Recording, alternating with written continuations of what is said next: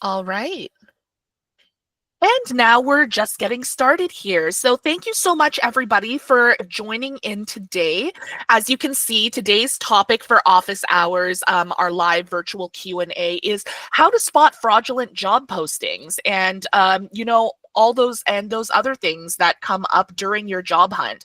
We know that job hunting can be super precarious these days, especially when it comes to knowing what's real and what's not, and what's worth your time and what poses a risk for you. So today we're so lucky to have a guest today, Maria Kumro, who is a professional fraud investigator with a major US bank. And she herself is neurodivergent as well, and so we're so excited to bring this presentation to you guys through a neurodivergent lens, and really making sure that you guys have the knowledge and the tools you need to protect yourself when you are looking for employment. So I'll just start off with a couple of short introductions. First off, myself. Some of you may already know me. My name is Veronica Yao, and I am the career coach behind Atypical Careers. Now, Atypical Careers was born out of a very clear need for neurodivergent friendly career resources and services. And that is something that I like to draw from my own experience. For 10 years before I became a career coach, I was actually in marketing, and I worked very closely with a lot of organizations that did HR and recruitment, and I developed a lot of content that was around best practices in, interviewing and job hunting and all that kind of stuff. But, it was really it was really crazy, because for me, I realized that not a lot of that advice really worked for me. And only when I was diagnosed at the age of 30 did I realize that the missing puzzle piece was my ADHD diagnosis. And that really solved a lot of questions as to why things were so much more difficult for me and my peers, because of course I, naturally surrounded myself with my fellow neurodivergent peers, whether or not they knew it or not, at the time. And yeah, it really helped me demystify a lot of things. And I'm hoping that, this presentation will be just another resource for you guys as you navigate this crazy precarious world of work. So that's a little bit about me. I'd love to introduce our guest speaker today, our guest expert. Maria Kumro, again, is a professional fraud investigator with over a decade of experience in safeguarding financial integrity. As I said before, she's working with a large US-based bank, handling complex investigations and collaborating with law enforcement, and has extensive expertise in managing cases involving job scams, gift card fraud, and more. Maria, is there anything else you'd like to say to introduce yourself, and just like give us a sense of who you are and what you do? I don't really have much. Like you said, I've been in fraud for over a decade. I've done a whole variety of things. I do investigations now, so I'm really digging into a lot of these job scam things, which is what ended up bringing me to Atypical Careers and getting involved with this, the office hours. Yeah, for sure. And Maria, I know we were talking previously a little bit about this, but it's so appropriate that we're meeting right now just before the holiday season, because you told me that the holiday period is actually a time where a lot of people, where there's a heightened number of scams and fraud and everything for many different reasons. But could you tell me a little bit more about what are the reasons behind that? Yeah, so the holidays, we all understand it. We're all a little bit desperate for money at this time of year. I was telling Veronica, I'm headed home tomorrow for family Christmas, so I have to do my Christmas shopping a little faster than everyone else, because we do it about 2 weeks before the actual day of. Money is tight for everybody right now. And it is more so just with the economic climate and all of that, but it's just with the holidays. And it makes people a little bit more desperate is what it comes down to. It's, you hear about something that it feels like a break. You finally got a break after searching for months or years or whatever for a good job. It's paying well, and they're going to start paying you right away, and you can start right away. Maybe you'll be able to get some gifts for kids for Christmas. That's something kind of like that. So that's a lot of what we see right now. This is just a good time to target people. That makes sense. And so it's very important, that this information that we're going to be giving you in this presentation is going to be very timely. And most of the questions that we'll be answering today are from other neurodivergent folks just like you guys who are, looking for work, looking for extra gigs on the side, something that's remote, that they can do flexibly to balance with their other, life requirements. What are life requirements? Commitments, and things like that. So yeah, this is so I'm really glad that we are able to offer this today. So with that said, we have a bunch of really great questions. Why don't we just dive right in? How does that sound, Maria? Sounds good to me. Let's do it. All right.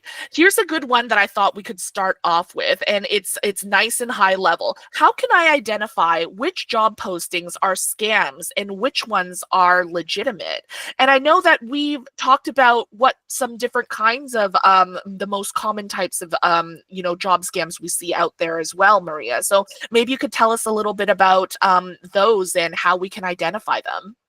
Yeah. So what I tend to tell people, and this is what I do myself, is, and this is something I'm going to say probably several times throughout this, is go to the company website to find the job. That is going to be your best way to figure out if it's legitimate or not. What I do is I'll use the job boards like Indeed, ZipRecruiter, Google Jobs, all of them to find the positions, but then I'm actually going to the company's website. So say I want to apply for a job with Bank of America or Chase or something like that. I might, I'll find the job on Indeed and I will then go to chase.com and apply for the job through their career site. What that does is that tells me, number one, that it's a legitimate job. They're not going to have fraud postings on their career website. And number two, it tells me that it hasn't been filled already. It's so frustrating. So frustrating. I understand, to apply for jobs and find out they'd already hired somebody, or it was posted a month ago and it doesn't actually, exist anymore. So it works in that twofold way of you're going to know that it's legitimate and you're not wasting your time.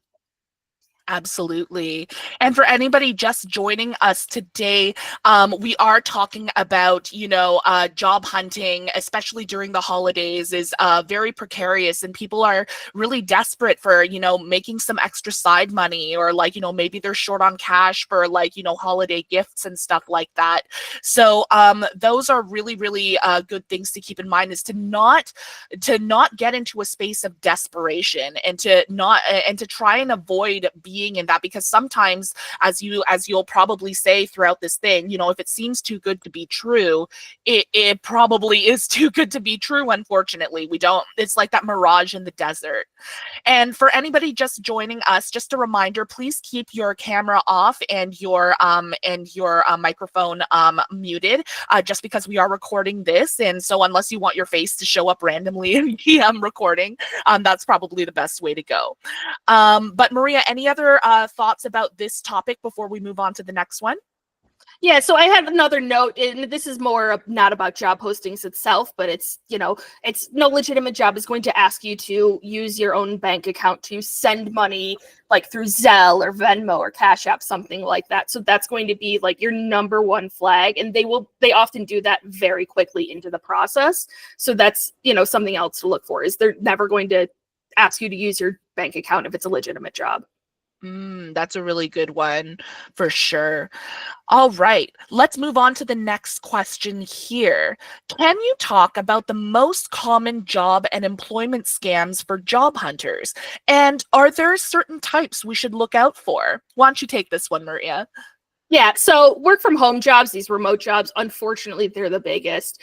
And it's so frustrating in the neurodivergent crew, I guess, is, within the group, is I am as well, like Veronica said, and I am thankful and lucky that I am able to work remote. However, there aren't as many out there as you often see posted. A lot of them are going to be scams. So unfortunately, it is looking for those.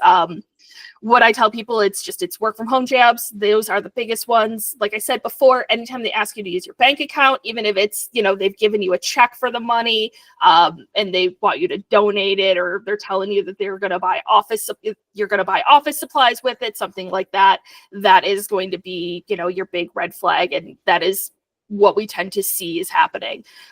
Something else that I tend to notice a lot is that any jobs that say that they're going to pay you X amount for training and then bump you to a higher amount once you have completed training. That's, like I said, that's just something that I see a lot, where they will offer you a good salary for these 2 weeks of training, and then they're going to bump you up to, $100,000 for taking customer service calls. It's looking for those flags. If it seems too good to be true, like Veronica said, it probably is. And that's something that I try and always drive home to people. It's, unfortunately, we don't live in a world where the too good to be true tends to work out for us. Absolutely. And one of the things that, we had discussed previously is the fact that neurodivergent people are at a higher risk of, these kinds of job and employment scams, just because we tend to, we as a community tend to have more financial barriers. We tend to, our unemployment rate among neurodivergent folks is very, very high compared to neurotypical folks. And so because of that, as we said before, we don't want to get into that space of desperation. We want to make sure that we're, approaching every single application with a level head and knowing what our expectations are. And also, not giving in to the idea of oh, well, I'm so desperate. I might as well just see this through for a little bit, or something like that. Anything else you wanted to say about this topic before we move on?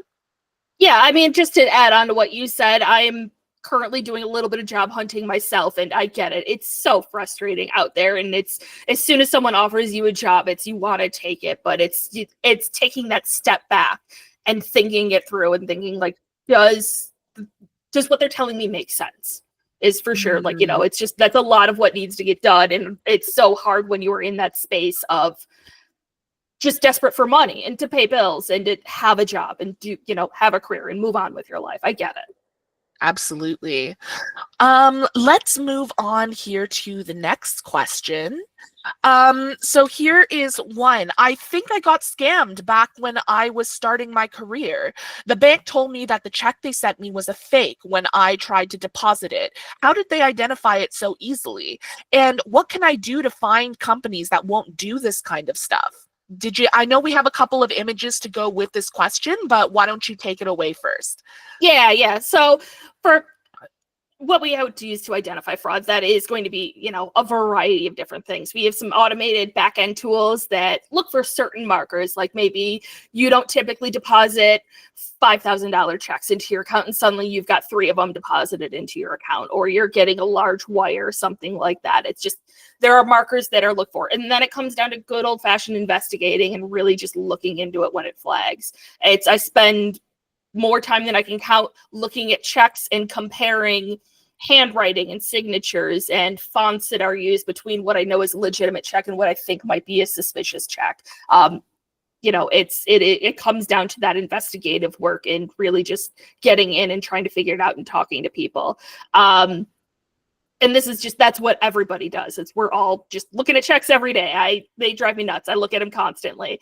As for finding companies that aren't going to do this sort of stuff, it's, like I said before, it's going to their internal job boards and confirm it's legitimate and apply through there.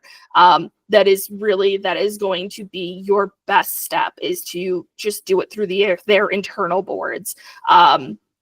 It's so easy to post jobs on places like Indeed and ZipRecruiter and all of that say that they're with Microsoft or Bank of America or wherever, and it ends up being a scam. So I think that's probably really what your best bet is just continuing to go through the job sites, or through the company job sites, I should say.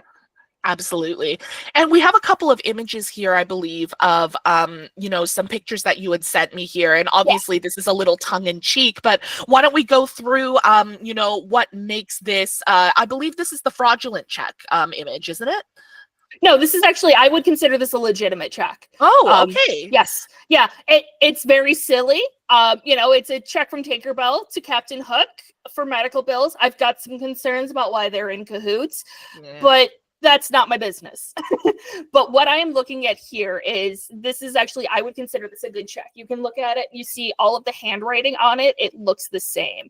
It doesn't look like somebody suddenly, they had font, like a computer font written in the name as Captain Hook and a computer generated signature. It doesn't show like the ink has been removed or written over. It's all used with the same pen. And then you can look in the corner and in that top left corner, and then in the bottom right corner, it's the same name. It's Tinkerbell. Tinkerbell signed it, and that's a big thing to look for. And that's something that I do see from time to time is people will, in these fraud scams, they will send you a check and say, hey, this is from my company, Microsoft, and we want you to buy your office supplies using the funds from this, and these are where you're going to go. But for some reason, the name in the top of that corner says Maria Kumro. It's that, and she, you've never been working with her. She's got nothing to do with Microsoft. I don't work at Microsoft. So that should raise a red flag. So I'm looking for those two things to match. I am looking for the check number at the top and the bottom match. That's in the top right corner. That's 741. That's your check number. And then if you look it down under the Tinkerbell signature, it says 0741. And that just confirms to me that that's a legitimate check number, and those two numbers match. Mm-hmm. A lot of this going, detective work, I suppose we should say. And it's so funny because when we first started talking, you told me the reason why you got into fraud investigation was partially because of a movie that you watched when you were younger. Is that true? It is, yeah. The movie Catch Me If You Can. I saw it a million years ago, and it was just it tickled that part in my brain. I think I told you that my dad, he actually used to work for the same bank that I work for now, and he met Frank Abagnale Jr. Because he did a little bit of work with check fraud back in his day. And it's something that just kind of stuck with me. And I always just enjoyed the idea of check fraud and getting to do that investigation, but not being a cop. I never was interested in being a cop, but absolutely this investigation, it's a ton of fun. And it's funny, I watched the movie again a couple of weeks ago, and I just had it playing in the background while I was doing something else. And they kept saying that. It was like, hey, wait, this is all taking place, I think it was in like the 70s or so. And it's all the same techniques that they're using now that I still see today. That is so cool. Yeah. We have another image here that you had provided after that little tangent that I just took us on, ADHD, yep. Right? But let's take a look at this. What can you tell us about this image here? And we have the top half blown up in this one. And I have another image of the bottom half blown up in the next slide. But why don't you take us through what this is and what we should be looking for? Yeah, so I wanted to include this because this is what I would consider your typical paycheck. You're not going to just get a check. You're going to get this pay stub as well that's going to go over all of the tax information and your taxable income. Something that I see a lot with these scams is they will send you just a check, and it might look like the check image that we'll have on the next slide. That doesn't necessarily mean that it's real, because they should still be sending you this information that is attached with the taxable income. You should fill out a W-2 if you're in the US at least, as soon as you accept a job before starting, because that's what that pay slip is going to represent. And that's how, they know the exact amount that they're supposed to pay you and then pay back into taxes. So that is something like, if you don't get one of those and they're just sending you a check, that should be a red flag. Absolutely. And here's a closer up image of that check there. Is there anything, now that we're looking at the zoomed in version that we should be looking for? Is this the example of like the potentially fraudulent check, right? Yeah, like I had written in my notes that I actually don't like how this check looks, because this check would scream fraud to me right away. And it's hard to explain why. Without having the experience that I have, but I will do my best. So it's with the memo of paycheck, it's usually, if there's a memo line on there, it's going to have the dates. So it would have like December 12th to December 24th or something for that period of time of where you were getting paid. And then it should, that thing in the top corner, in the top left corner, that name, that should generally match what is in the bottom corner with the signature. It looks like it's Karen Art Studio, and then it's a signature with a name that starts with a C. It's a little weird. And same thing with the pre-printed, just the name, the dollar amount, and that. That tends to look suspicious to us. That doesn't mean, I think this is just, it's a check image that was found on Google, because it's incredibly hard to find legitimate and fraudulent checks online, thankfully. But so it's difficult to get a legitimate one, but it is looking for those things that match, making sure your name matches and that it's only your name and the name of the company that are on there. Absolutely. Out of curiosity, like obviously you have a lot of experience, and so a lot of this just kind of comes naturally to you. How much of avoiding fraudulent jobs and opportunities online is knowing what to look for, and how much of it do you think is intuition? What do you think about that? I would say it is probably 50-50. And that might be me putting intuition, like giving too much to intuition because of my experience. I don't know. However, it's like we've said a couple of times, if it seems too good to be true, it probably is. It's all about taking that step back and thinking it through before you really dive in and see, what you're getting into. Absolutely. Great answer. All right, let's see what the next question is here. I accepted a job that was remote for 149,000 and signed the employment contract, but then never heard back and researched a false name, so there was no job. Why would someone do this, and what did they have to gain? What do you think about that? Yeah, so number one, that sucks. To accept a job and to not even hear from them. That is so frustrating to think that you have finally gotten that opportunity, gotten that breakthrough, and then you're ghosted. Nobody likes to get ghosted. As for why, they would do it or what did they have to gain, especially if they didn't get back to you. So they might have gotten caught, they might have moved on, or decided honestly that you weren't worth the investment. Maybe they thought that you seemed a little too smart for them and would have caught on if they started sending you and asking you to send money back to them or to somebody else. Maybe they got busted and can't do it anymore. It could be any number of things. As for why they do it, it's a fast way to earn money, especially if they had followed through with it and were able to, say, get you to send out a couple $1,000s to somebody. It is a quick way to make money without having to leave home. And they're very good at it. It's so frustrating, but they're very good at what they do. Absolutely. And yeah, that's just kind of a good reminder that as much as we need to be assessing the what these people are putting out there online, they're also assessing us at the same time when we're interacting with them, and they might not necessarily decide that, as you said, we are worth the time, or maybe we're a little bit too smart for them and we might catch on to them and stuff. They also need to be deciding where they want to be focusing their efforts and their energy in order to try and get the result they're looking for. And that's almost like very similar, in a way to when we're job hunting. We need to know what we're looking for, what our strengths, what our limitations are as well, in order to improve our chances of getting the outcome that we're looking for. I mean, obviously, one example is, a bunch of people who are, trying to scam people, and another one is you actually trying to find the job, but there are some parallels there. I just thought it'd make it. So, yeah, why don't we look at the next one here? And this one says, I heard that neurodivergent job seekers are more at risk than others when it comes to getting scammed by employers. In your opinion, why is this, and what can we do to protect ourselves? I have a lot of thoughts about this, but I want to hear from you first, Maria. Why don't you say what's on your mind? Yeah. So yeah, absolutely. This is unfortunately very true. As for why, it's because we like remote jobs, and that's what tends to be what these scams are. They're not going to hire you to go into an office if the office doesn't exist. That doesn't make sense.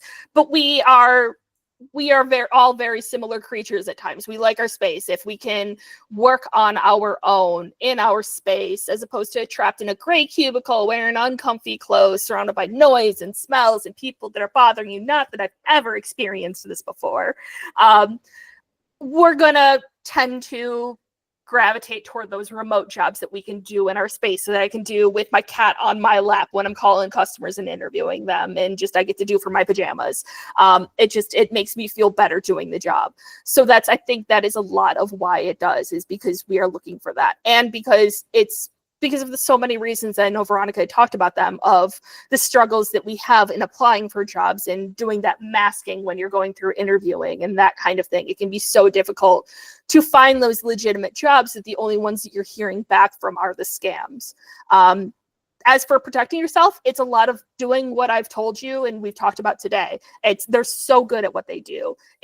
I'm going to say that they're so good at this job. We are constantly reacting. It's very rare that we can be proactive when there is fraud, even in the bank, when, you know, these multi-billion dollar banks, we are constantly reacting to the new scams. So don't beat yourself up if you fall for it, because we had to find out and figure it out first. Absolutely. And the other thing that I'll mention is that, we talked about some of the more at-risk communities for these types of scams. Like, for example, we hear a lot about seniors getting scammed, and, that they prey on, that desperation again, that loneliness that you might feel, and students as well, during the periods of time, when they're just when graduation just happens and stuff like that, or even at the beginning of the school year. There are a lot of these job scams out there because they're preying on, their desperation to find that foot in the door, to find that first job and things like that. And what they're really trying to do is they motivate you with this idea of like hope at that, like this light at the end of the tunnel that you haven't been able to see until then. So that's why it's so important to make sure that, you try and regulate yourself as much as you can, regulate your nervous system, and, try and stay as grounded as possible when doing this, because, and that can be easier said than done, because there's a lot of things going on in your life. There are a lot of triggers, a lot of overwhelming situations and stuff like that. But, the better we can approach this with a balanced perspective, the more likely you can, the more likely it is that you can keep yourself safe and focus your energy on the opportunities that actually have that have a good possible outcome at the other side. I don't know. What do you think about that, Maria? Would you add anything to that? No, I think that kind of covers it a lot. I mean, one thing that I do want to bring up is students are definitely, I know we talked about this before, students are a huge target as well for these scams. So it's, that is definitely a thing, because they know that students are desperate for money, especially at the start of the year, beginning of the year. That's when we see the worst of it. And it's because students are they never are making enough money. So that makes sense. So it's just that it is targeting that way for sure. Absolutely. All right. The next question here, I'll read through it. I just went through a whole application and interview process, and they're asking me for a credit check. Is this normal? Is it a scam? The job is for a remote customer support and admin. So I've got mixed feelings on this, I'll be honest. I read these questions earlier and I was like, I don't know how I feel about this one, just because I don't know. There's so much more I would have to ask. But so I don't want to say one way or another. I have completed credit checks for legitimate jobs. It is normal. That is a thing that can be asked. It sucks, especially if you don't have good credit. It's really frustrating because, like, they're going to see it and you're going to think like, oh, they're going to reject me because my credit is terrible, but I've been trying to find a job. So of course my credit is terrible. It's that catch-22 that we have. What they're really looking to see, though, is that there aren't any huge red flags that you're going to put the company at risk. It's not, they don't care that you're overdue on your credit card this month and, but you paid it last month, or that you're close to maxing out or have a couple of credit cards or something. That's not like necessarily what they're concerned about. It's more just making sure, looking for those flags of, is this somebody that could put the company at risk? That being said, remote customer support and admin scares the heck out of me as a job. That is something that I see so often as what a scam is. So whoever you are, just be careful with that one. It's asking yourself, how's the money? Does it seem like it's a lot for customer support and admin work? These are going to be jobs that are going to be like typically entry level, maybe minimum wage, maybe a little bit higher, that kind of thing. So it's looking at the salary they're offering and thinking about if it makes sense for what that job is. It's not if you can use the pay. We could all use the pay. I could use $140,000, $50,000 salary. That would be fantastic. But it's if it makes sense. Something that I like to do is I actually go on Glassdoor, which is a great site because a lot of people will self-report what their income is with the company. So it's find the company and put the job in, see, number one, if the job exists. Number two, are people reporting that the salary matches that? Mm-hmm. Great answer for sure. All right, let's move on. I don't have anything to add to that, so I'm just going to move on to the next question here. And oh, this poor person, let's go. I got scammed once and I got so overwhelmed and anxious about it. I just couldn't do anything about it except feel guilty. I just ended up accepting the loss of money, but it's made me so afraid to job hunt again. Do you have any tips?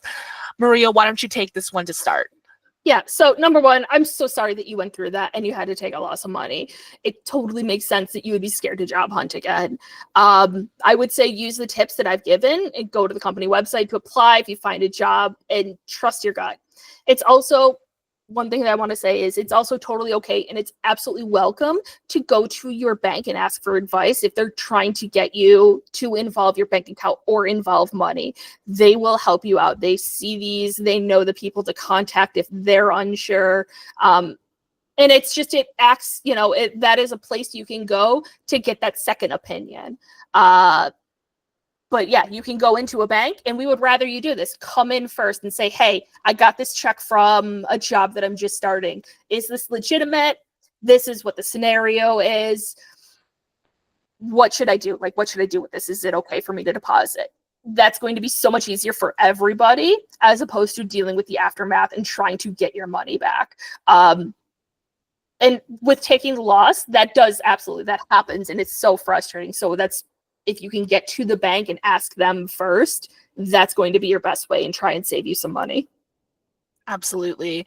And I know, we're neurodivergent and we all have different strengths and challenges. And I know a lot of us out there will probably dread getting on the phone with a bank or walking into a bank's branch. So, is there anything that that you can tell us about, what kind of things should these people be expecting if they go into a bank and want to report this or get them to check it out? Is there anything that they should prepare, screenshots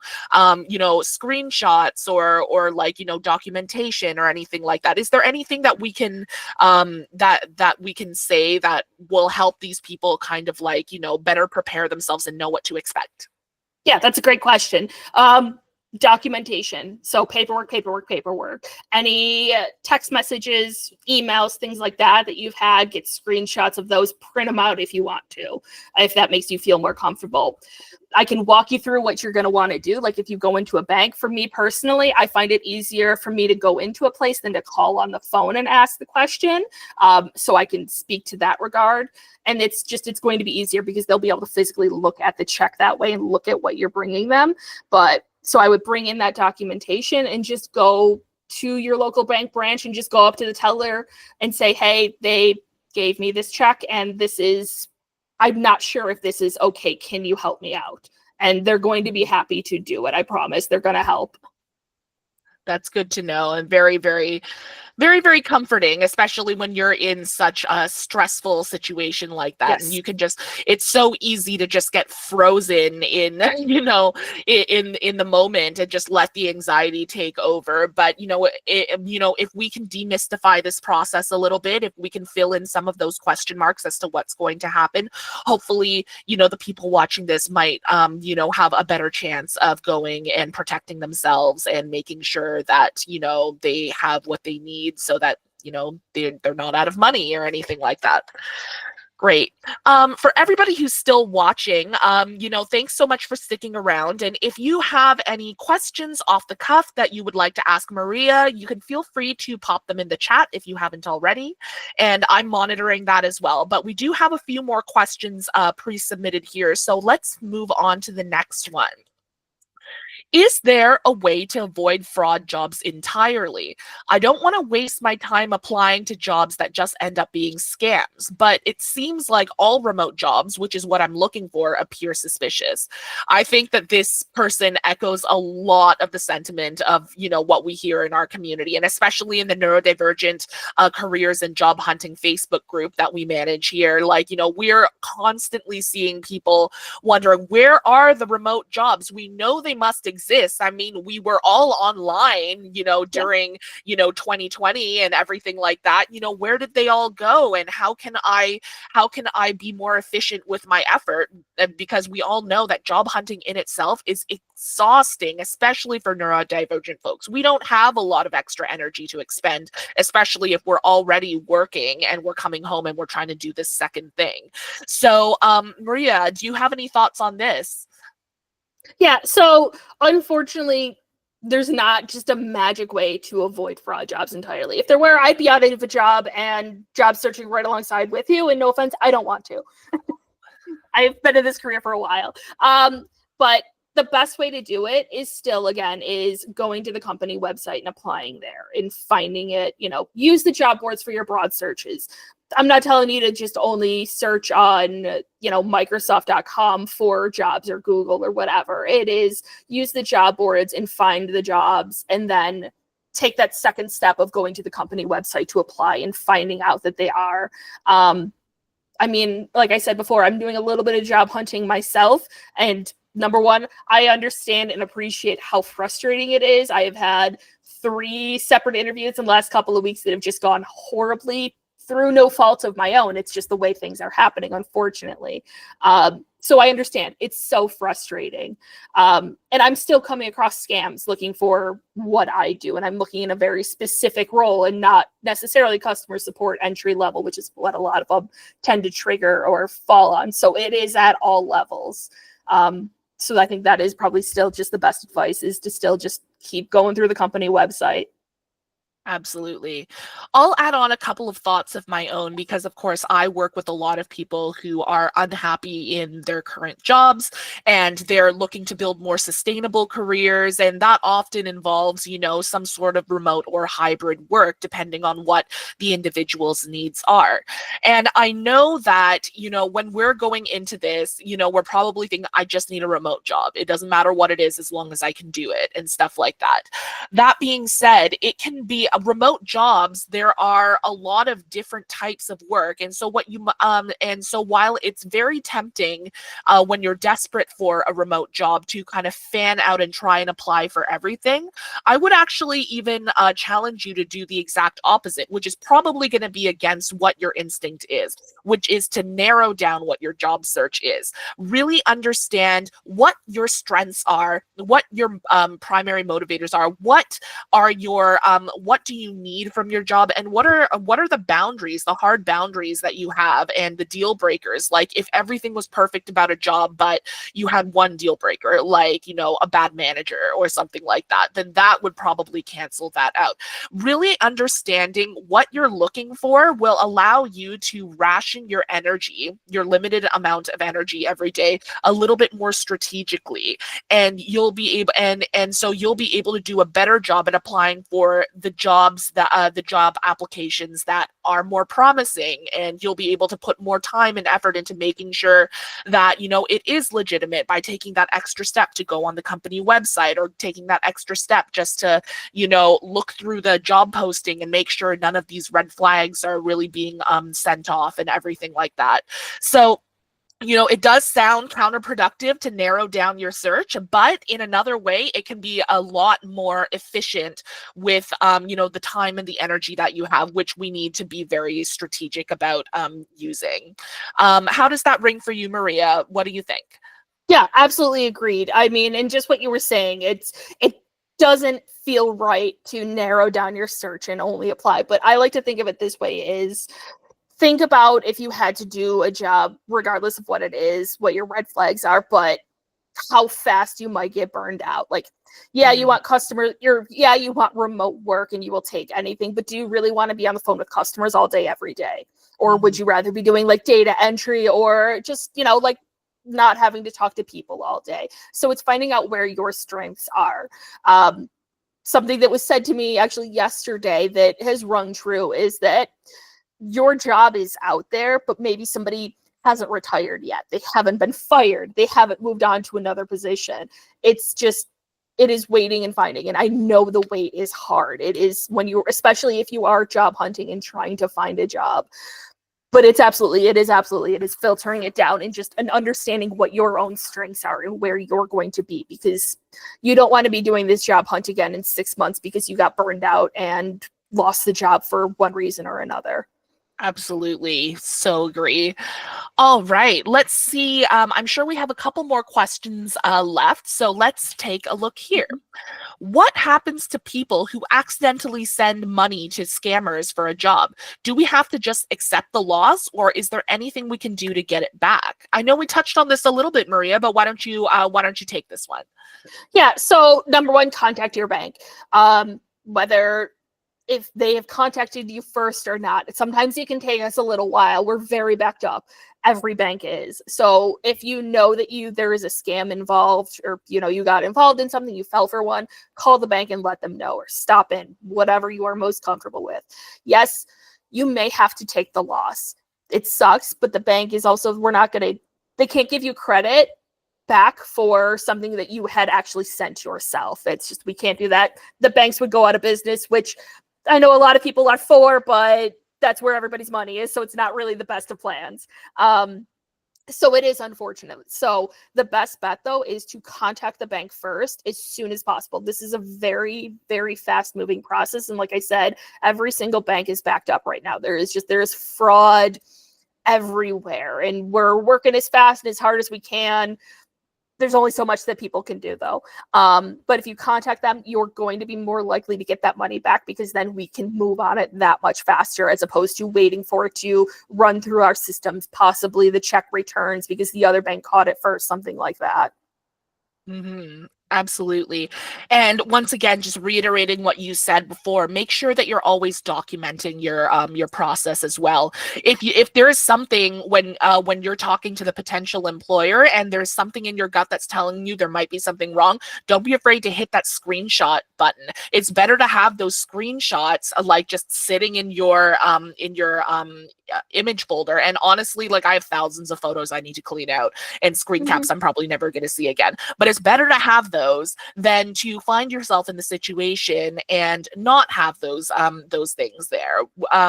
How am I doing, Maria? You're the expert. No, so yeah, no, that's perfect, because we need that documentation on the investigator side. I need the proof that you were the victim and that you're not doing something that you're trying to rip the bank off. Because at the end of the day, I and all of my colleagues, we have to look at it as protecting the bank. And I hate saying that, but that is, my job is protecting the bank. So I need to have that verification. I need you to prove to me that you were the victim, and that documentation is going to do that. Absolutely. All right, let's see how many more we have here. If I accidentally cooperate with a fake employer, is there a chance I will get in trouble with authorities for working with them? Can I somehow get implicated in their operations if they get caught by law enforcement? And this is catastrophizing in its finest, right? Like, like every time we do our taxes, we're like, oh my God, if I do this wrong, is like the IRA going to come after me or something like that? You probably deal with this a lot, because you're not only dealing with the investigation portion of it, but you've also dealt with, actually talking to victims of fraud and taking them through this sometimes a very emotional journey of dealing with being scammed. So what do you think about this? Yeah, so as long as you weren't knowingly cooperating with them and helping them commit more scams, you're going to be fine. You're going to be the person that is considered a victim of them as well. It's not, it's not your fault if you got involved in it and you didn't realize what they were doing. That's not going to be on you. So I think that's the best way. It absolutely is catastrophizing. And I understand where that comes from and how you can get those feelings. But it's at the end of the day. And when I say, you're not helping them commit more scams, it's you very much knew that you were helping them rip people off, that kind of thing. Not, I Mhm. sent money to this person and it ended up being involved in it. You're not going to get in trouble for that. You're a victim as well. Absolutely. And it definitely comes from a couple of places that we can all relate to. One is that we're constant like neurodivergent people are constantly terrified of being misunderstood because we always are. We're constantly being misunderstood, and oftentimes we'll either just like, not say anything to avoid being misunderstood or over explain ourselves in the hopes that we can get the other person to exactly understand what we mean, and it doesn't always work. So there is that kind of anxiety, and then there's also the anxiety of like, just doing something, being well-meaning, and then all of a sudden you find yourself in this situation and no one's going to listen to you, and no one's going to take you seriously. And so I think that's really where this question is coming from, and I think it definitely resonates with a lot of us here. So definitely if this happens to you, like, try and not let the anxiety get the best of you. The next best thing you can do, aside from picking up on the red flag in the first place, is to try and resolve it by going to your bank and trying to figure it out. And you can't do that if you are in a anxious, nervous mess, right? We need to take care of ourselves first. So make sure that you have those steps, those coping skills, and those things, and whether you have a support system, in chosen family, or with like your or with a medical therapist or something like that, that you work through this and you actually face it to a degree. And so hopefully that will anyway, I think I'm just rambling at this point, but but that's kind of what I'm going for. Yeah. Nope, I understand completely what you're saying there. And I mean, and like another thing that I've already completely forgotten what I was going to say. Never mind. I totally lost my train of thought. I literally do that once a session, like every Yep. single session. I'll bet you that if you go back to all our other office hours sessions, you will find me at least one time just being like, and the thought is gone. Goodbye. I remember what it is. So, oh, great. Yes. So I think, and this is something that has helped me a lot with 1,000 other things in my life, not this, is remember, you are not the first person this has happened to. You are not the 100th person. You're not the 1,000th. This is happening constantly. We are so overwhelmed with work because this keeps happening. So this is not the first time that your bank, that a fraud investigator, that whoever is seeing this. I know we don't want to be part of a statistic and you're just one of many, but sometimes I think that helps to know that you are not alone in this. Mm-hmm. Definitely. All right, let's see our next one here. Okay, this will probably take a little time to answer. Is it true that almost all remote job postings are scams? I mean, I don't know if we have that specific statistic, but definitely a lot of them are, and for good reason, because they are in high demand. But what do you think about this? So I hate saying yes to this, but yes. Not all of them are, but a lot of them are. Yes, back in 2020, we were all remote and it was great. And that's how I starting as switching to fully remote from a fully in-office job is because of COVID. So yeah, but there are a lot of them because a lot of these companies have gone back to hybrid work, and it's frustrating to have it because you don't want to be in the office 3 days a week or whatever to have that considered as hybrid. That's how it works. But a lot of these fully remote ones are, because these companies, you have to look at it from the company perspective too. And this is going to be a bit of a tangent, but I think that it'll make sense. Is the companies, they have all these big buildings in their downtown locations that are supposed to be filled with employees. They have rents they have to pay, but they also have deals a lot of times with the cities where these are employees that are bringing money into downtown that might not be, typical. Like, for example, the city that I'm from, we invested a lot of money into the downtown area, and a lot of money came from my employer because it's one of the largest employers in my city. So when we lost that, when everybody started working at home, a ton of other businesses ended up going out of business because they were relying on us. So there's so many extra pieces to it. So the long story short, yes, most remote jobs are scams because of this, because they are pushing us back into these hybrid roles, as annoying and frustrating as it is. Yeah, absolutely. And that's why so many people are kind of taking it into their own hands and, going, trying their hand at self-employment or entrepreneurship and stuff like that. And that's a whole different can of worms. Like, Yeah. that's exhausting in a completely different way. But, it's important to kind of do your research and make sure that you're like, if you absolutely need to be working from home and you're not finding it from, employers and, even a hybrid situation is not going to suit you, you might want to consider, what would it take for you to create your own opportunities and stuff like that. And fingers crossed, maybe as the years go on, maybe we will shift back into a more, remote society. Who knows, right? But for now, we need to deal with what the landscape is now and try and make the best decisions that you can given, the way things are. Yep. So, yeah. All right. I think we have one more question. So, here it is. Are there any online tools or websites that help identify if a job posting is a scam? And a lot of the tips that you gave so far, Maria, are things that we can do on our own on an individual basis. But are there any tools that can help speed things up or support or things like that? I wish there were.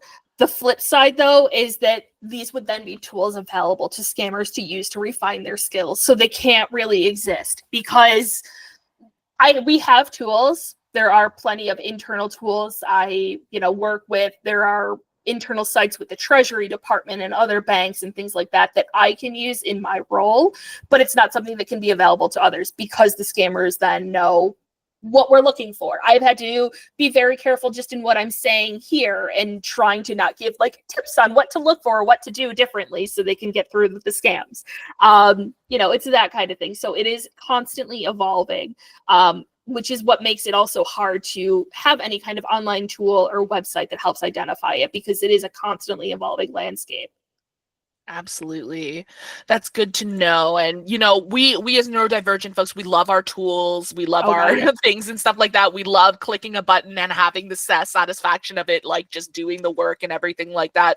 So it's natural, but, it makes sense what you're saying, why they don't really exist.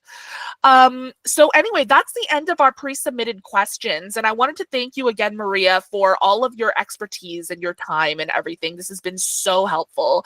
Me and Maria actually connected through the neurodivergent careers and job hunting Facebook group, which is on your screen right now. And we are approaching 80,000 members, members globally from around the world, neurodivergent professionals who are looking for, support and resources and, everything like that. So if you're not already part of that group, I definitely recommend that you check it out if you are on Facebook. I also have a free online training video that you'll see the URL for in the top here. And this is for people who are neurodivergent and burnt out at work. It's called Build a Sustainable Work Life and Break the Neurodivergent Burnout Cycle. And this is a great opportunity for you to kind of, take this 1 hour training video and do the activities that are in it to try and get yourself into a place where you can actually, navigate your job hunt with and your any career transitions in the future with clarity and with intention, for sure. And I will say that this is going to be a limited time offer. I will be retiring this training video early next year for in favor of a new project that I have coming soon. So stay tuned. But that is available there if anybody is looking for it. It's on my website, atypicalcareers.com.